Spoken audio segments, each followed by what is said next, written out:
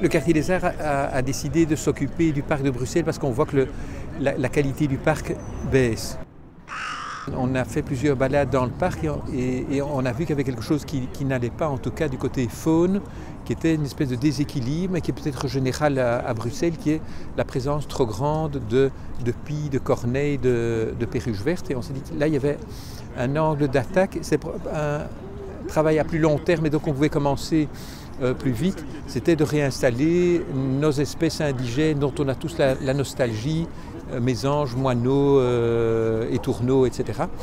Et donc opération nichoir aujourd'hui, Natagora nous a directement paru être le partenaire naturel pour le réaliser.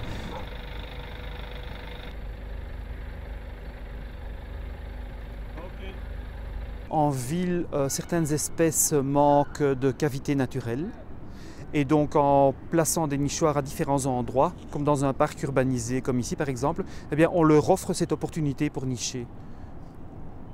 Le nichoir reconstitue en fait la cavité naturelle que l'oiseau ne trouve pas ou plus nécessairement, ou alors il n'est pas assez à l'abri d'un prédateur comme une pie ou une corneille.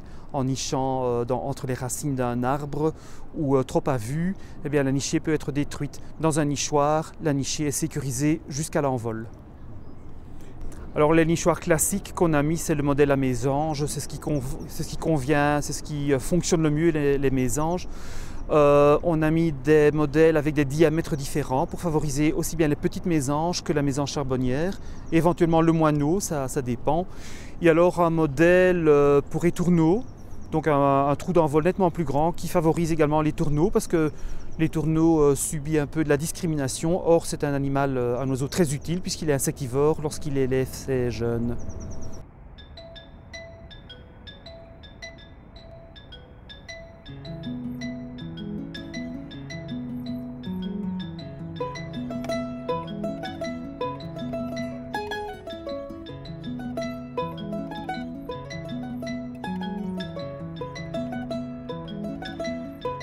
C'est vrai que ça peut choquer certaines personnes qu'il y ait de telles quantités de pieds et de corneilles, mais c'est juste la quantité d'oiseaux est ajustée à la quantité de nourriture. Et en particulier, les pieds et les corneilles profitent de la quantité de nourriture présente sous forme de déchets. Donc tout ce que les gens abandonnent au sol et que pieds et corneilles vont pouvoir récolter, notamment dans les pelouses de parc, parce qu'elles apprécient les végétations très rases pour se nourrir. C'est vrai aussi pour le chouka. Oui, alors on en revient à l'excès de nourrissage et donc on va conseiller au public de nourrir moins ou en tout cas de nourrir mieux à certains endroits pour éviter la prolifération des corneilles, des pies, des pigeons, des perruches. Alors prolifération, j'aime pas trop ce terme, ce qu'il y a parfois c'est un manque de prédateurs.